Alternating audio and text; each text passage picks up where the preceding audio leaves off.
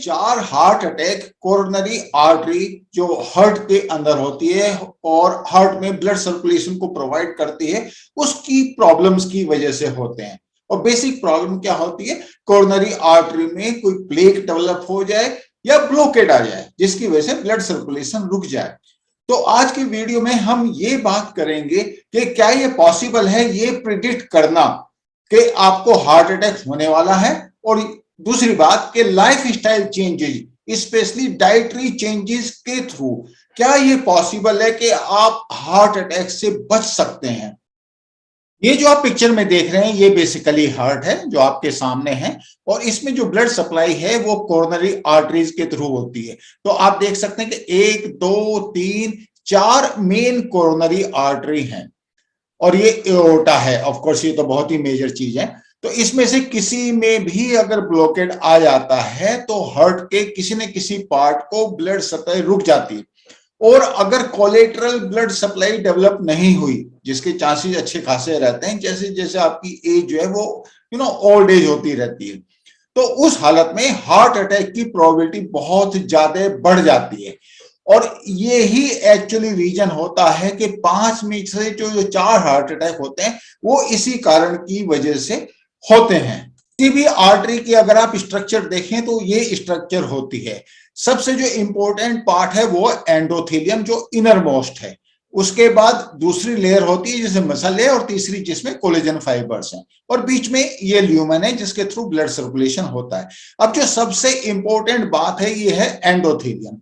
अगर by any chance किसी न किसी कारण की वजह से इस एंडोथेलियम का इन्फ्लेमेशन हो जाता है तो यहां पर एक्चुअली फिर पूरी प्रोबेबिलिटी हो जाती है कि हाई कोलेस्ट्रॉल भी हो जाएगा, ब्लड प्रेशर भी बढ़ जाएगा, और अगर आप देखें तो पूरी एक्चुअली जो ब्लड सप्लाई है वो अफेक्ट हो जाती है। अगर ये इन्फ्लेमेशन क्यों हो सकता है, उसमें एक सबसे बड़ा factor actually high sugar level का भी है। ये एक बात इंपॉर्टेंट है कि इसका मतलब ये हुआ कि जब भी डायबिटीज होगी तो एंडोथेलियम आपको इन्फ्लेम्ड मिलेगा, और उसकी वजह से ब्लड प्रेशर भी ज्यादा होगा, ब्लड सर्कुलेशन भी रुकेगा, ओवरऑल अगर आप देखें तो पूरी हेल्थ ही अफेक्ट होगी। तो एंडोथेलियम को अगर इन्फ्लेम्ड होने से आपने रोकना है तो आप क्या कर सकते हैं। एंडोथेलियम के इन्फ्लेमेशन की वजह से प्लेक डेवलप होता है, और जैसे जैसे ये मैंने प्लेक इस तरीके से दिखाया, और यहाँ पे अगर उस तरीके से देखें आप तो यहाँ पे जैसे जैसे प्लेक अगर पुराना होता जाता है तो उसका कैल्सिफिकेशन होता जाता है, और जितना कैल्सिफिकेशन होता है उतनी ही आर्टरी जो है वो हार्ड होती जाती है। अगर आप देखें प्लास्टिक का पाइप है या फिर स्टील का पाइप है तो दोनों में कितना फर्क होगा, बहुत ज्यादा फर्क होगा। तो जैसे ही कैल्सिफिकेशन एक्चुअली होता जाता है और ये बढ़ता रहता है तो ब्लड प्रेशर उसी हिसाब से बढ़ता रहता है, और अगर ब्लड प्रेशर बढ़ेगा तो अल्टीमेटली एक हार्ट अटैक की तरफ हर्ट जाने वाला है। तो ऐसा आप कैसे प्रिडिक्ट कर सकते हैं कि हार्ट अटैक होने वाला ही है, या ऐसा कोई तरीका है आप डॉक्टर के पास? हाँ, एक तरीका है, और वो तरीका ये है कि अगर आप ये बता सकें कि कैल्सिफिकेशन कितना हुआ है किसी भी आर्टरी के अंदर, तो ये बहुत अच्छा एक्चुअली प्रिडिक्शन आपको दे सकता है कि आर्टरी की जो ओवरऑल हेल्थ है वो कितनी अच्छी या कितनी खराब है। और उसमें फिर आप अगर आपका कैल्सिफिकेशन स्कोर ज्यादा है तो उसके बेसिस पे डॉक्टर भी प्रिडिक्ट कर सकता है, और आपको ही पता चलता है कि आप अपने खाने में या लाइफ स्टाइल में क्या चेंज आपको लेके आना चाहिए कि जिसकी वजह से आपका जो कोरोनरी आर्टरी कैल्सिफिकेशन स्कोर जो है वो कम से कम हो। आर्टरी कैल्सिफिकेशन टेस्ट, आप लोगों में से कई लोग ऐसे होंगे जिन्होंने एक्चुअली इस टेस्ट के बारे में कभी सुना नहीं होगा, क्योंकि नॉर्मली डॉक्टर इस टेस्ट को रिकमेंड नहीं करते। वो यूजुअली कोलेस्ट्रॉल देखते हैं, ब्लड प्रेशर देखते हैं, वो सब करते हैं। लेकिन अगर आप अपने डॉक्टर की सलाह लेंगे तो हो सकता है कि जब आप उसको कोरोनरी आर्टरी कैल्सिफिकेशन टेस्ट के बारे में इंडिकेट करें।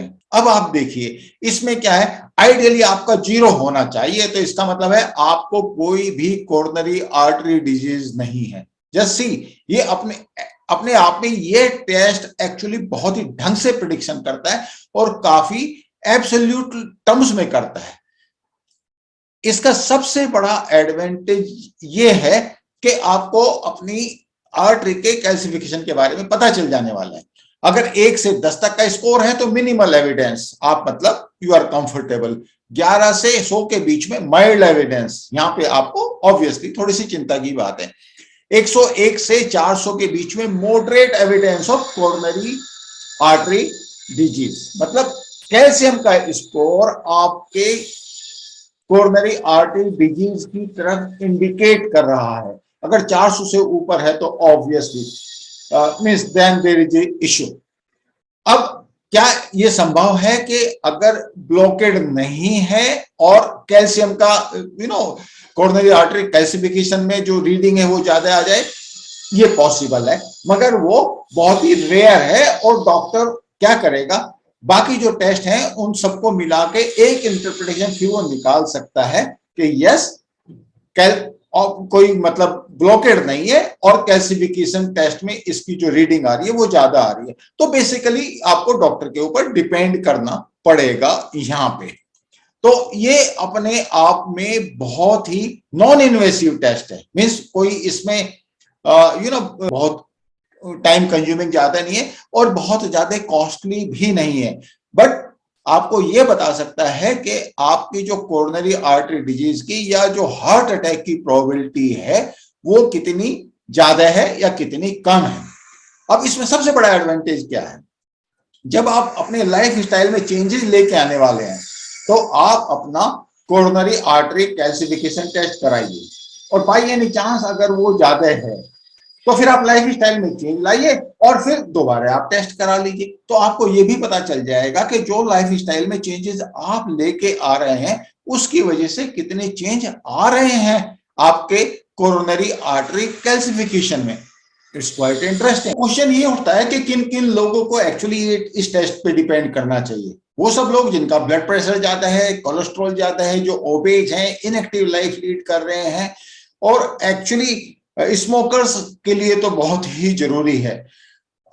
एक्चुअली अगर आप देखें तो मेल्स और फीमेल्स दोनों के ही केस में 40 साल से ऊपर ये टेस्ट एक्चुअली कराना चाहिए, तो उसमें काफी हद तक प्रिडिक्टेबिलिटी बड़ी सही आती है। तो इससे पहले कि मैं आपको बताऊं कि आपको अपने खाने में क्या क्या चेंज लाने वाले हैं, तो एक चीज आपको बिल्कुल क्लियर होना चाहिए कि आपका जो शुगर लेवल आपको ढंग से मॉनिटर करना है और ढंग से उसको नॉर्मल रेंज में लेके आना है।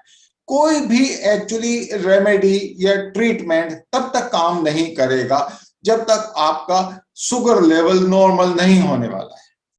और इसमें जो सबसे इंपॉर्टेंट बात है जिसमें आपको किसी की मदद की जरूरत नहीं है, तो बेसिकली इंटरमिटेंट फास्टिंग और लो कार्बोहाइड्रेट डाइट।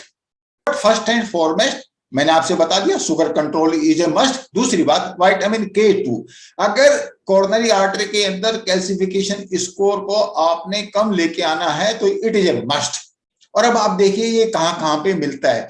ग्रीन वेजिटेबल्स में मिलता है, बेरीज में मिलता है, भिंडी, काजू, किशमिश, मीन्स आप देखें, और वॉलनट ऑफ कोर्स। आप एक चीज और नोट करेंगे कि अगर आप विटामिन K2 जहां पे है, जिन फूड सप्लाईज में है, वही एक्चुअली विटामिन A की सप्लाई भी करते हैं। ये बड़ा मतलब एक तरीके से आपके लिए बिल्कुल ही इजी हो जाता है। और उसी में एक्चुअली ओमेगा 3 भी मिलता है। ओमेगा 3 का तो मैंने आपको बिल्कुल 1 2 3 4 करके बता दिया कि ground flax seeds, chia seeds, walnuts, अखरोट, उसके अलावा oats, avocado, pumpkin seeds, means vegetables में अगर आप देखें तो अच्छी खासी लिस्ट है जहां पे ओमेगा 3 मिलता है। ओमेगा 3 एक्चुअली एंटीऑक्सीडेंट का भी काम करता है और आपका ब्लड प्रेशर भी ये डाउन करता है। Quite interesting.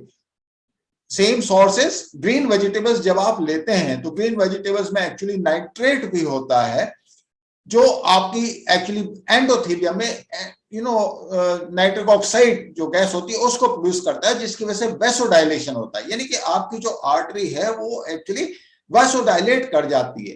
तो इंस्पाइट ऑफ द फैक्ट कि उसमें थोड़ा बहुत प्लेक भी होगा तो भी आर्टरी ढंग से काम करती है। अगर वैसोडाइलेशन हो रहा है, और ग्रीन वेजिटेबल्स में नाइट्रिक ऑक्साइड उसमें हेल्प करता है। अब मैं एक बड़े इंपॉर्टेंट से पॉइंट पे आता हूं, वो है पोटेशियम।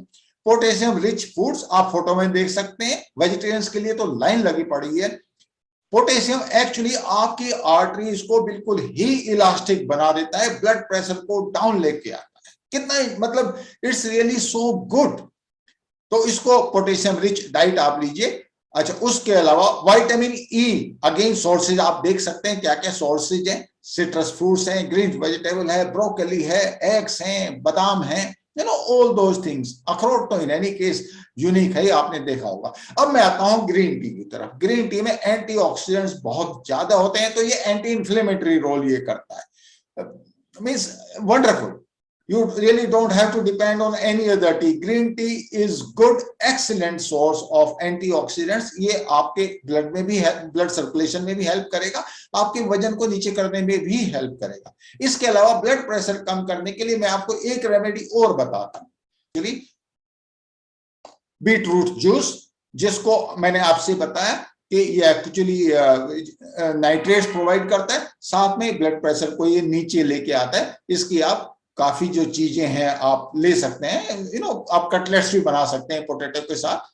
पोटैटो अगेन कम करना है तो एक बड़ी अच्छी रेमेडी है, वो है अनार का जूस। इनफैक्ट अनार के दाने भी आप सलाद में खाइए और बाकी तरीके से खाइए, रॉ भी खाइए, जूस भी पीजिए। लाइफ स्टाइल चेंजेस में दो बड़ी बातें अभी पेंडिंग हैं। सबसे बड़ी बात है एक्सरसाइज की, उसके बारे में मैं एक सेपरेट वीडियो बनाऊंगा कि किस तरह की एक्सरसाइज आपके ब्लड प्रेशर को कम लेके आ सकती है या कोरोनरी आर्टरी की हेल्थ को ठीक कर सकती है। लेकिन एक दूसरा इंपॉर्टेंट फैक्टर है, और वो फैक्टर है विटामिन डी का। अब somehow it is just not possible कि आप खाने के थ्रू विटामिन डी की जो पूरी रिक्वायरमेंट है बॉडी की वो मीट कर दें। आपको किसी न किसी लेवल पे आके सनलाइट के ऊपर डिपेंड होना पड़ेगा। तो सन एक्सपोजर कम से कम आधा घंटे का ट्वाइस और थ्राइस ए वीक, 10:30 बजे के बाद और 3 बजे तक के बीच में कभी भी बहुत जरूरी है। इसके अलावा अगर आप ये नहीं कर सकते तो फिर आपको सप्लीमेंट लेना पड़ेगा, almost 10,000 international unit per day. आप अपने डॉक्टर को कंसल्ट कीजिए, ये बहुत जरूरी है, क्योंकि ब्लड प्रेशर नीचे लाने के लिए विटामिन डी का बहुत इंपॉर्टेंट रोल है।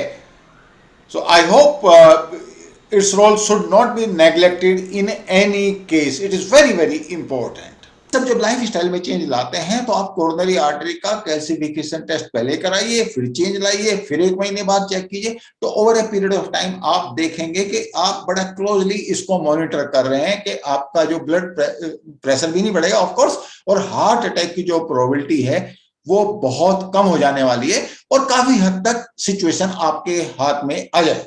I hope you like the video, and in case you like it, please like, share and subscribe so much. I will see you in next video.